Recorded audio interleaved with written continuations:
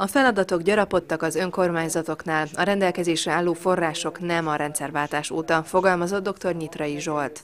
Az országgyűlési képviselő szerint ez vezetett ahhoz, hogy szinte kivétel nélkül adósságcsapdába kerültek a települések.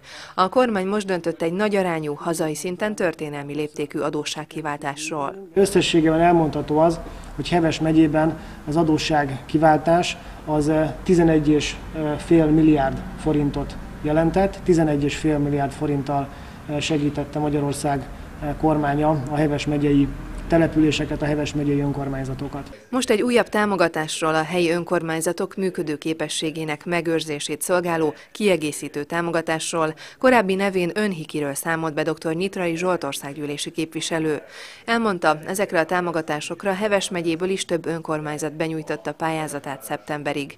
Több mint 1800 önkormányzat részesült országosan ebből a támogatásból. Heves megyében összesen 67 település 774 millió forint értékben. Hétfőn már az utalások is megtörténtek, több településre már megérkeztek az utalt összegek.